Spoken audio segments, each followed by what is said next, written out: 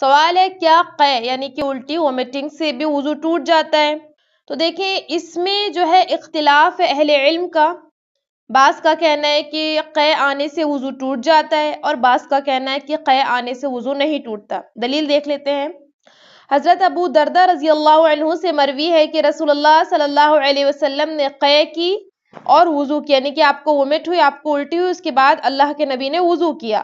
صحیح ترمذی کی حدیث ہے، حدیث نمبر 76.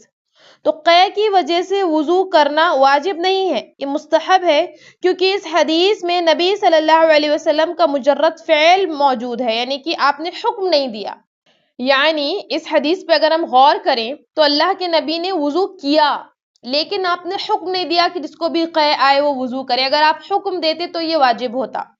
تو اہل علم نے اسی حدیث کو دلیل بناتے ہوئے کہا ہے کہ قے آنے کے بعد وضو کرنا مستحب ہے، واجب نہیں ہے. علامہ ابن تیمیہ رحم اللہ کہتے ہیں کہ قے کی وجہ سے وضو کرنا مستحب ہے، یعنی کہ سنت ہے. مجموع الفتاوی جلد نمبر 2 صفحہ نمبر 234. شیخ الالبانی رحم اللہ بھی اسی کے قائل ہیں، ان کا بھی یہی کہنا ہے کہ قے آنے کی وجہ سے، الٹی ہو جانے کی وجہ سے وضو کرنا مستحب ہے. تمام المنہ صفحہ نمبر 111. تو معلوم ہوا کہ قے اگر کسی کو آ جائے، الٹی اگر کسی کو آ جائے تو اس کی وجہ سے وضو کرنا یہ مستحب ہے. لیکن یاد رکھیں جیسا کہ ہم ہمیشہ کہتے ہیں کہ مستحبات کو بھی بالکل نہ چھوڑا جائے، ان پر بھی پوری طرح سے عمل کیا جائے، کیونکہ یہی چھوٹی چھوٹی نیکیاں جو ہیں وہ انسان کو روز قیامت ایک بہت بڑے ذخیرے کی صورت میں انشاءاللہ ملیں گی اور آپ کو فطری طور پر بھی بڑا فریشن اپ فیل ہوگا.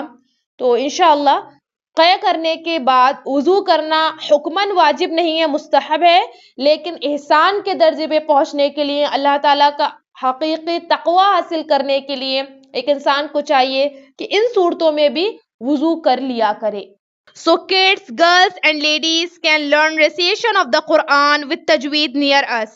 Ladies teacher will be teach inshallah. We will teach supplication, seerat, salah, purification and etiquettes to children. There will be taught specific issues of female and salah and also necessary education to ladies.